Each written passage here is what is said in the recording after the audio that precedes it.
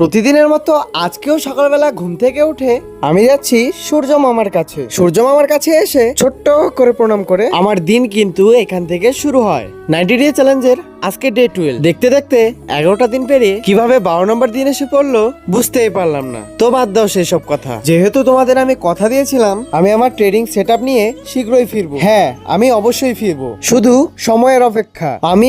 আমি নেই কিন্তু পরিস্থিতি জীবনকে কতটা বদলিয়ে দেয়।